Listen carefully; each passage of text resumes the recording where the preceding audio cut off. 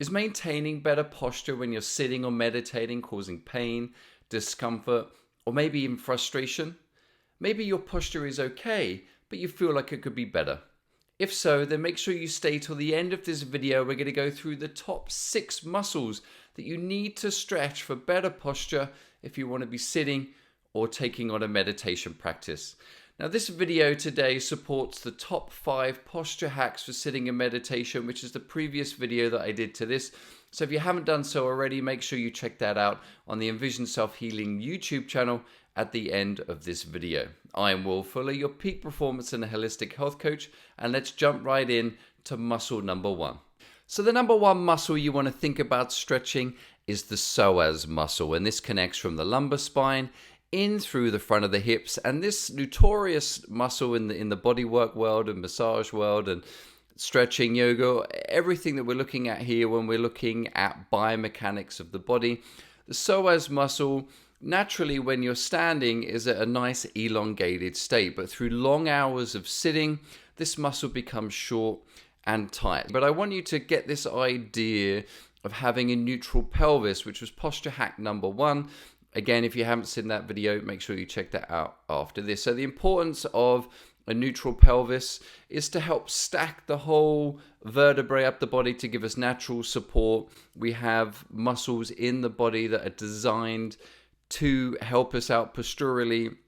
When they fatigue or we go out of position, then we start putting pressure on other muscles and we start fatiguing those postural muscles as well. So we want to think about maintaining a neutral pelvis as much as possible. So anything that's going to be throwing that force out is going to have an effect. So if we have a short, tight psoas muscle, which happens through long hours of sitting and not getting up, moving around, stretching, exercising, then that can start to pull on that lumbar spine, which is going to tilt that pelvis forward, which is going to create pressure in the lower back. That's also going to throw the stacking off that we're talking about here, the building blocks that's so essential for a tension-free body. So the second muscle that you're going to want to stretch, then let's take ourselves back to this neutral pelvis concept. If we want to think about keeping it neutral, or what could tilt it too far forward, well, that's going to be the psoas muscle in the front of the abdominals. We could also say the hip flexors as well, but let's keep this simple here today.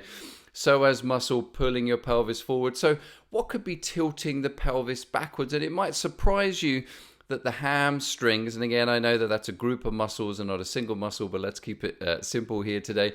The hamstrings attach up through the back of the pelvis, and they're attaching at the back of the pelvis there. So again, through long hours of sitting, if you think about it, it's suggested that we're sitting at 90 degrees. So we want to make sure that we've got this nice 90-degree angle here when we're sitting.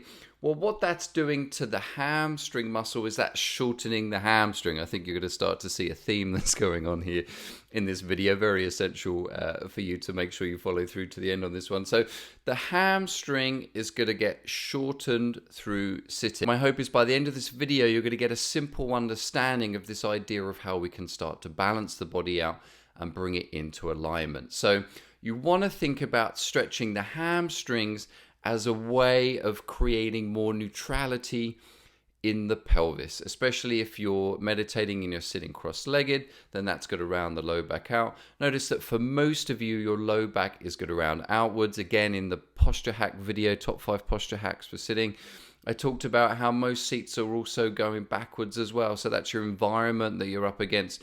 But if your hamstrings are tight, then that's going to be pulling on that pelvis, rounding your low back outwards.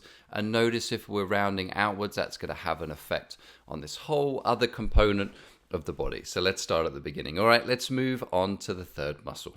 So the third muscle that you're going to want to think about stretching is the upper trapezius muscle. And again, we talked about this in the posture hacks video, the importance on how the fact that most people tend to wear our shoulders as earrings. So we're wearing this up here, and what happens is that tightens all the upper trapezius muscle up in through here. So even if you get nice and neutral in the pelvis, your shoulders are down and back, which was posture hack number 2, if that tissue is tight in the upper trapezius because of the way the muscle fibers lay that go upwards, getting camera shot here, goes upwards, then as that gets tight and pulls together, that's actually raising your shoulders up. So that's why some of you, even though you're working so hard with your posture and exercise and yoga and strengthening, if we're in this position during the day, even though we remember to draw our shoulders down, the tensegrity of that tissue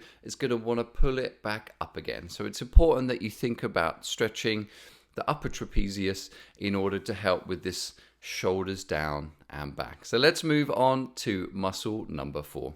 So muscle number 4 then is going to be your pec tissue, or pec major and pec minor. Again, I get that those are two individual muscles, but let's just think about pec major here and keep it simple. You'll notice that the pec tissue again draws from the sternum up in towards the shoulder. So notice this kind of rounding posture here, either we're on a computer, laptop, on our phones here. Everything is rounding our shoulders in. Even if we sleep on our sides, typically we've got our shoulders rounded and hunched in. So if you were spent a day in the life of pec major, and this is also true for pec minor, then this tissue is getting short and pulling and rounding in. So stretching that pec tissue is going to allow you to re-lengthen it so that when you are doing the shoulders down and back, it means that it's less likely to pull in and forward. All right, let's move on to muscle number 5. So muscle number 5 then relates to head on top of spine, the hack number 3 that I talked about there. So again, we want to think about keeping our head in a neutral position, not a frozen position, but neutral in the sense that we think about head on top of spine. We talked about having the spine and how we want the head to sit on top. And anatomically, this allows our structure to have the best ability to support the weight of gravity, support the weight of the body. But unfortunately, this kind of forward rounding position throws everything out of alignment. And interestingly enough, especially with the head, they found that with that structural integrity gets lost there. So even though the head might weigh between 10 and 15 pounds, if your head is far forward, actually it's the equivalent of holding a 90-pound weight, and we're putting a lot of stress and strain on that structure. The muscle then that you want to be thinking about, that you want to start thinking about stretching, is the platysma. Let me move over to the side here, the platysma. And that is running all the way underneath the neck here, connecting down from the clavicle here, all the way up into the bottom of the jaw. So the reason why I've highlighted this muscle, because there are a lot of muscles that I could be talking about here. The reason why I'm talking about this is because it's an easy one to think about. If your neck is forward like this, how you're shortening all this tissue in the front of the neck. So even though you might pull yourself upright, this tissue, if it's short, is going to be pulling you back forwards again within a short period of time. So the 6th and final muscle I want you to be thinking about here that you're going to stretch in order to improve your posture, or another way to think about it now, hopefully, that you're thinking about maintaining alignment for long periods of time throughout the day, and all the health benefits that that's going to bring to you, not just today, but for the rest of your life. And that's what this is about, right? Investing in quality of life. So that muscle is the SternoCleidoMastoid, the SternoCleidoMastoid. And that is this big, large muscle on the side of your neck. It's a large muscle. And again, you could imagine if your head is leant forwards for long periods of time, these muscles were designed to turn the head from side to side. They weren't designed to be splints or like support beams to help keep that 90-pound weight. Now you understand that concept, where that's coming from now. You could imagine it's almost like these splints that are going out like you see in a building to help support a weight, or almost like a decking or something where you have a beam that goes out to hold that weight. So these muscles are almost having to change their job description, which is not something they were designed to do. So you could imagine that they're trying to compensate as much as possible for what we're doing to them. So because they can't contract and hold for long periods of time, they need to stiffen and tighten up in order to support the head. So again, you might bring yourself up into alignment. Okay, posture hack number 3 was head sit on top of spine. But then you might be finding that during the day that it's pulling you forward. All right, well, thank you so much for taking the time to be with me here today and really sticking through this. I know this might be a lot of new information. I know sometimes posture can be very frustrating, especially in the beginning if it feels like this kind of negative, this is something that I can't improve. This has been a problem for a long time. I've got this pain. I just need to get rid of it.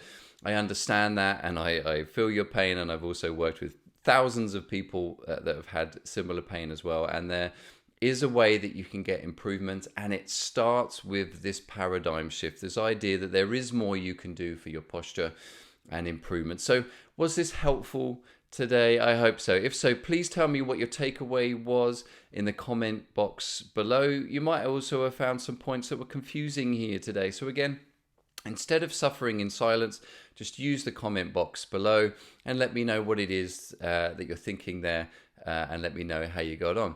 Please also like and subscribe so you can get all the latest updates on exercises for you can do to improve your health, as well as visual health, body health, and then also for you to get any tips and tricks in order to overcome these challenges. Now, if you want to learn more about improving your posture, you can also sign up for a free 5-day posture challenge, which can be found at visionbodymind.com. And that's just 5 audio series. You get one delivered to your inbox every day, and that's going to help guide you. It starts off with the head, neck, and shoulders there, so that you can start to bring more alignment, which hopefully now by the end of this video you have a lot more insight of what that means and what that takes. And you can also come join some like-minded people at the Clearer Living Facebook group.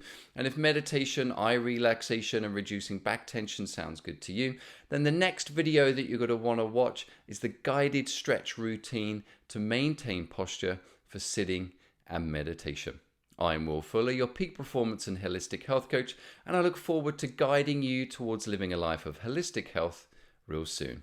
Make it a great day.